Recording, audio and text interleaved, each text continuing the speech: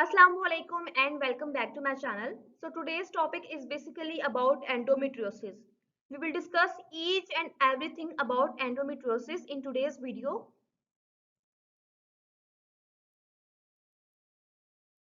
Like what is endometriosis, its sign and symptoms, its pathophysiology. Then we will also discuss the relationship between nutrition and endometriosis.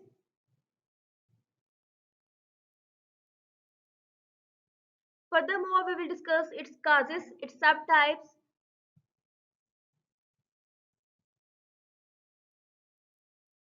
We will also discuss hormonal imbalance, and then at last, I will also discuss a remedy with you to treat and balance endometriosis at home. So let's get started. Endometriosis. At last, I will also discuss a remedy with you to treat and balance endometriosis at home. So let's get started. What is endometriosis? So let's discuss the natural procedure first. The presence of endometrial tissues inside the lining of uterus is pretty normal. But when this growth starts outside the lining of uterus, then we call it endometriosis. Simple words में basically होता क्या है कि जब endometrial cells की जो growth inside lining में हो रही है यूट्रस के, तो एक वो नेचुरल प्रोसीजर है। बट जब एंडोमेट्रियल सेल्स की ग्रोथ यूट्रस की आउटसाइड पे स्टार्ट हो जाती है, तो उसे हम एंडोमेट्रोसिस कहते हैं। ठीक है, जब यूट्रस के आउटसाइड पे एंडोमेट्रियल सेल्स की ग्रोथ स्टार्ट होगी तो वो पेल्विक ऑर्गन्स तक भी जाएगी। पेल्विक ऑर्गन्स क्या है? बेसिकली लोअर एब्डोमेन के जितने भी ऑर्गन्स हैं हम उन्हें पेल्विक ऑर्गन्स कहते हैं, जिसमें ओवरीज आ जाता है, फैलोपियन ट्यूब्स, एब्डोमिनल वॉल और इंटेस्टाइन्स। इसमें जब एंडोमेट्रियल सेल्स की ग्रोथ होगी तो फर्दर कॉम्प्लिकेशंस होंगी। फर्दर उसके टर्म्स एंड हम आगे जो है वो डिस्कस करेंगे।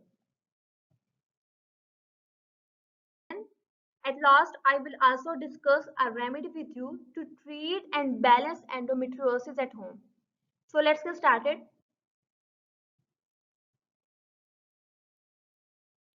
Pathophysiology of endometriosis.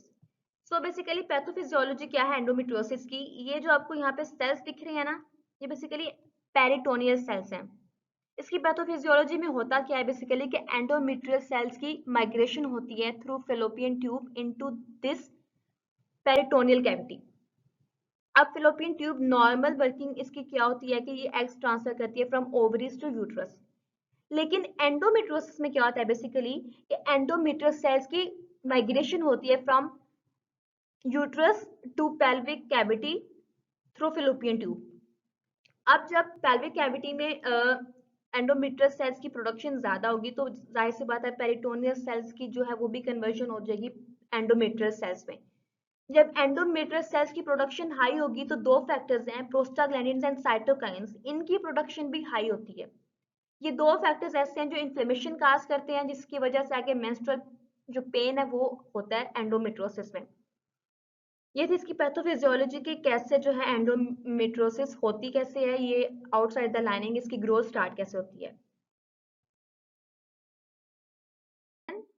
At last, I will also discuss a remedy with you to treat and balance endometriosis at home. So let's get started. Next is sign and symptoms. So basically जो 6 symptoms आप देख रहे हैं ये वो common symptoms हैं जो कि वुमेन में देखे गए हैं जब वो एंडोमेट्रोसिस एक्सपीरियंस करती हैं। The first one is bloating, second one is diarrhea, third one is dysmenorrhea. Dysmenorrhea basically painful periods होते हैं। The fourth one is nausea. Fifth one is infertility. Infertility is the most common symptom of every woman in endometriosis. And then excessive bleeding. Basically excessive bleeding during menstruation. Dysmenorrhea, the painful period, is the most common symptom of endometriosis. इसमें basically क्या होता है कि before and after periods इनकी जो periods pen होती है endometrial women को वो बहुत ज़्यादा होती है, जिसकी वजह से ये जो 6 कॉमन फैक्टर्स हैं, कॉमन सिम्टम्स हैं जो कि एंडोमेट्रियल वुमेन में देखे गए हैं। At last, I will also discuss a remedy with you to treat and balance endometriosis at home. So let's get started. What are the causes of endometriosis? The first one is retrograde menstruation. It's a kind of reverse procedure. In this one, menstrual blood containing endometrial cells flow back through fallopian tube into pelvic cavity instead of moving out of the body. इसमें क्या होता है कि menstrual blood में endometrial cells का content high हो जाता है और इनकी accumulation start हो जाती है pelvic cavity में instead of moving out of the body. कि body से exit नहीं होता but instead of क्या होता है कि endometrial cells स्टिक कर जाते हैं pelvic organs पे pelvic cavity पे और वहां पे इनके cyst बनते हैं जो कि over the period of every menstrual cycle thick होना start होते हैं. The second one is transformation of peritoneal cells. I have already discussed the transformation of peritoneal cells into endometrial cells in pathophysiology. The third one is embryonic cell transformation. इसमें क्या होता है during puberty early stages of development में embryonic cell की transformation हो जाती है endometrial cells में. अब more commonly endometriosis दो stages में होता है, before puberty और post menopausal phase में. तो for example अगर ड्यूरिंग प्यूबर्टी या बिफोर प्यूबर्टी वुमेन को एंडोमेट्रियोसिस हो गया है तो उसका जो मेनोपॉज पीरियड है वो एक्सटेंड कर जाएगा. नॉर्मली क्या होता है कि 40 to 45 ईयर्स में वुमेन जो है वो मेनोपॉज एक्सपीरियंस करती है बट अगर उसको ऑलरेडी एंडोमेट्रियोसिस है तो वो अपने ओल्ड एजेस में मेनोपॉज एक्सपीरियंस करेगी. The fourth one is surgical scar implantation. After or during C-section, endometrial cells may attach to a surgical incision or instrumentation. This factor is basically related to unhygienic conditions. The fifth one is endometrial cell transport. इसमें क्या होता है कि blood vessels के through और lymph vessels के through endometrial cells transport हो जाते हैं to different organs और वहां पे जाके complication start करती है, risk factors होते हैं. अगर endometrial cells का spread ज्यादा हो जाए तो कैंसर भी क्रिएट हो सकता है. तो इसलिए उसको अर्ली स्टेजेस में अगर डायग्नोज हो जाए जिस तरह हमने साइन एंड सिम्टम्स पढ़े हैं तो उसको अर्ली स्टेजेस में ही चाहिए कि आप मेडिकेशंस लेना स्टार्ट कर दें. At last, I will also discuss a remedy with you to treat and balance endometriosis at home. So let's get started.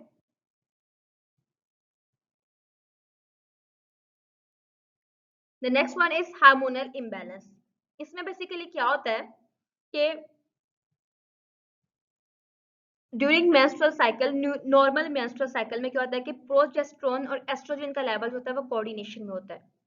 लेकिन एंडोमेट्रियोसिस में क्या होता है कि एस्ट्रोजन के दो फैक्टर होते हैं ESR alpha and ESR beta. ये दो फैक्टर्स की रेशियो कम हो जाती है और ईएसआर बीटा जो फैक्टर होता है उसकी जो है वो क्वांटिटी ज्यादा हो जाती है, उसकी जो प्रोडक्शन होती है वो ज्यादा हो जाती है. मीनवाइल जो प्रोजेस्टेरोन होता है उसकी रेजिस्टेंस खास होती है जिसकी वजह से क्या होता है कि जब एस्ट्रोजन की क्वांटिटी जो है वो उसकी प्रोडक्शन हाई और प्रोजेस्टेरोन रेजिस्टेंस काज कर रहा है तो उससे क्या होगा इन्फ्लेमेशन होगी. इन्फ्लेमेशन होगी तो फर्दर जो है जो सिस्ट है वो डिफरेंट ऑर्गन्स तक जो है वो मूव करेंगे, ओवरीज में जाएंगे, उसकी इन्फिल्ट्रेटिंग एंडोमेट्रियोसिस होगा, उसकी पेरिटोनियल एंडोमेट्रियोसिस होगी. तो बेसिकली क्या है कि oestrogen is the main reason behind endometriosis कि जब इसका लेवल जो है वो जरूरत से ज्यादा हाई हो जाता है तो एंडोमेट्रियोसिस जो है वो काज होती है. At last, I will also discuss a remedy with you to treat and balance endometriosis at home. So let's get started. What are the subtypes of endometriosis? The first one is ovarian endometriosis. इसमें क्या होता है कि endometrial cysts जो होते हैं वो ovaries के अराउंड इस तरह उनकी ग्रोथ हो जाती है. अब यहाँ पे मैं डिफरेंस क्लियर कर दूं कि PCOS या ovarian cyst और endometrial cyst में डिफरेंस क्या है. The endometrial cysts are filled with menstrual blood. Meanwhile, ovarian cysts filled with water. The second one is infiltrating endometriosis. इसमें क्या होता है बेसिकली कि अगर गॉल ब्लैडर में या इंटेस्टाइन में एंडोमेट्रियोसिस है तो हम उसे कहते हैं कि infiltrating endometriosis. The third one is peritoneal endometriosis. I have already discussed it twice कि जब ट्रांसफॉर्मेशन हो जाए पेरिटोनियल सेल्स की एंडोमेट्रियोस सेल्स की तो हम उसे कहते हैं पेरिटोनियल एंडोमेट्रियोसिस. अब पेरिटोनियल सेल्स होते क्या हैं? बेसिकली जो स्टमक की लाइनिंग होती है उसे हम पेरिटोनियम कहते हैं and the cells in those lining of stomach are called peritoneal cells. At last, I will also discuss a remedy with you to treat and balance endometriosis at home. So let's get started. Nutrition and endometriosis. What is the food guide? Like what food should we consume in endometriosis and what food should we avoid and why? So basically red meat, dietary fat and dairy products are animal dried fats. तो animal dried fats में saturated fat, trans fat का content जो है वो ज़्यादा होता है. Dairy products में estradiol का कंटेंट ज़्यादा है. अब ट्रांस फैट, estradiol ये ऐसे फैक्टर्स हैं जो कि इन्फ्लेमेशन काज करते हैं. एंडोमेट्रियोसिस में ऑलरेडी इतनी इन्फॉर्मेशन होती है कि अगर हम इन तीनों फूड ग्रुप्स को एक्सेसिव अमाउंट पे कंज्यूम करेंगे तो मजीद कॉम्प्लिकेशंस होंगी. Researchers indicated that 56% of women having one serving of red meat daily experience more risk of endometriosis than those women who are consuming one serving of red meat weekly.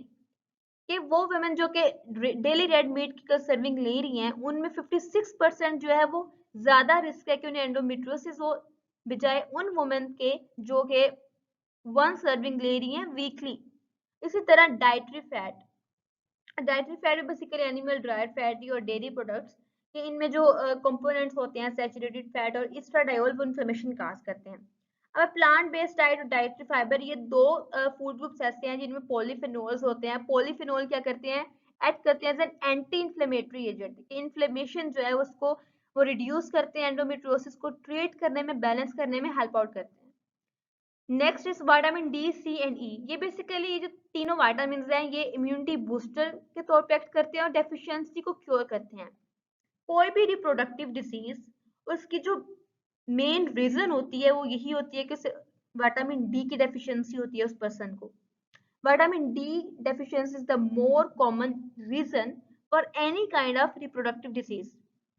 इसीलिए इन तीनों vitamins को as an immunity booster recommend किया जाता है कि उनकी जो है वो डेफिशिएंसी भी क्योर हो जाए. Vitamin C basically as an antioxidant act करता है जो कि फ्री रेडिकल्स के अगेंस्ट वर्क करता है. तो ये तीनों vitamin as an immunity booster act करते हैं, डेफिशिएंसी को क्योर करते हैं ताकि जब उस पर्सन में जैसे एंडोमेट्रियोसिस है उसकी इम्यूनिटी बूस्ट होगी तो उसकी जो है वो एंडोमेट्रियोसिस भी बैलेंस होगा, वो उसका जो है ट्रीटमेंट है वो फास्ट होगा. At last, I will also discuss a remedy with you to treat and balance endometriosis at home. So let's get started.